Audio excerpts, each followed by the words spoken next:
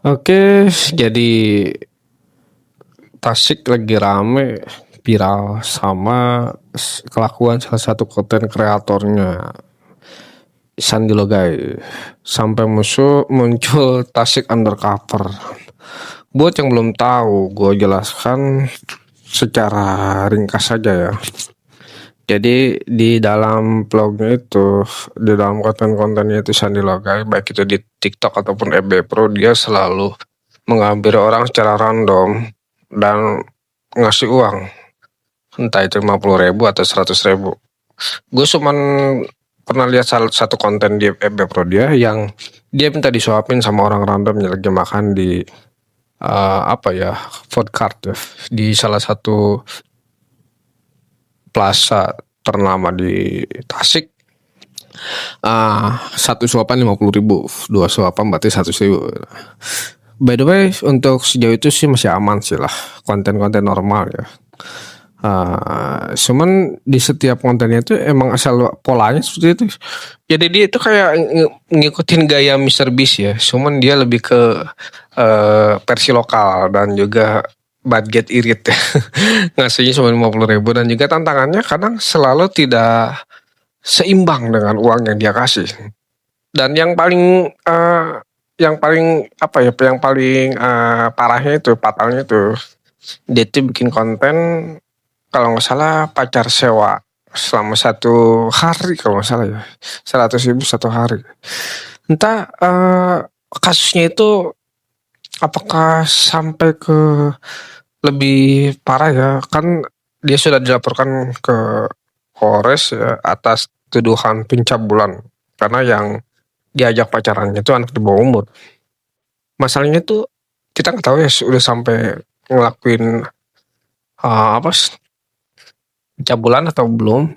Hanya saja mungkin ini bisa jadi pembelajaran ya buat kita semua bahwa jangan sampai kita menghalalkan segala cara supaya bisa viral, supaya konten kita itu rame. Terus pikir-pikir dulu ya konsep konten kita itu seperti apa. Jangankan konten yang istilahnya agak ngawur meskipun fun ya, tapi terkesan ngawur seperti yang dilakukan oleh Sandi Logai. Kita aja yang konten politik setelah luncurnya KUHP tahun 2026 agak dikurangin dan juga agak hati-hati karena konten seperti itu aja itu riskan loh, apalagi konten yang sifatnya kayak si Sandi Logai ini main api konten tepi jurang. Gue pribadi sebenarnya nggak menyalahkan 100% Sandi Logainya. Gue juga menyalahkan si anak tersebut ya. Si anak tersebut kenapa menyalahkan? Kalau misalkan dia tidak menerima tawaran si Sandi itu ya, pacar sehari, itu kan mungkin hal seperti itu tidak akan terjadi. Dan juga ya kembali kepada didikan orang tua dan lingkungan sekitar ya. Kenapa anak seperti itu, kalau katakanlah di bawah umur, masih remaja, sudah mau diajak pacaran sama orang laki-laki yang sudah berumur. Nggak tahu umurnya Sandi Logai itu berapa ya, 20 tahun ke atas kayaknya. Tapi yang pasti kan itu sudah bisa dianggap, mungkin si perempuan itu nganggapnya konten. Tapi kan di sisi lain dia itu memberikan contoh kepada wanita-wanita lain bahwa hal seperti itu lumrah. Nah itu yang sebenarnya itu nggak boleh juga untuk dinormalisasikan, kita anggap normal. Sebelum Sandi Logai ini pernah ada konten di luar kota Tasik, kreator yang melakukan hal serupa, berpacaran dengan anak di bawah umur. Gue lupa nama konten kreator siapa, sempat viral juga ya tahun-tahun kemarin tuh. Tapi yang pasti ini bukan pertama kalinya konten serupa ya, yang mengajak pacaran anak di bawah umur. Ironisnya kadang kalau misalkan kasus ini nggak viral, konten-konten seperti ini awalnya itu dibiarkan, dianggap lumrah, selama mereka tidak melakukan hal-hal tidak senonoh atau yang di luar batas. Sebenarnya kalau dari kita melihat secara manusiawi atau logika, Sejak si Sandi Loga itu mengajak pacaran selama 1 jam, 1 hari 1 jam, itu dengan tarif 100.000, maka dari situ saja itu sudah patah. Sudah patah, kenapa? Karena seolah-olah bahwa harga diri wanita itu bisa dibeli dengan uang. Bisa dibeli dengan uang, ada tarifnya, dan ini masih remaja pula. Gimana nanti kalau misalkan sudah dewasa?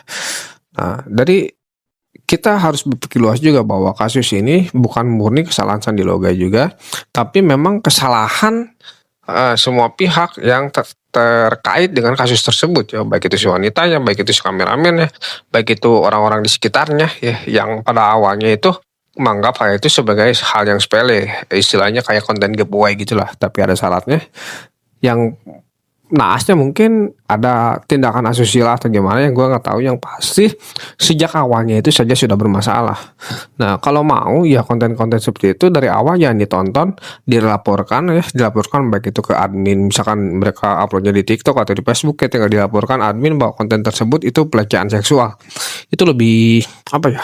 Lebih untuk mencegah ya konten-konten seperti itu, supaya tidak banyak untuk merajalela, supaya tidak menjadi tontonan dan tidak menjadi tuntunan untuk generasi-generasi penerusnya, atau generasi apa ya, Gen X, Gen Z, Gen Alpha ya, Gen Alpha ya, yang bisa terjerumus kepada hal-hal serupa.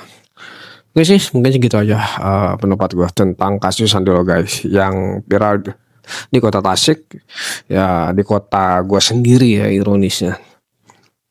Dan juga gue tambahan sedikit sih, bahwa laki-laki itu mereka itu berbuat mesum selalu ada kesempatannya, selalu ada kesempatan, baik itu dikasih kesempatan oleh si pihak wanitanya ataupun memang kesempatan dari lingkungan, dari situasi ya.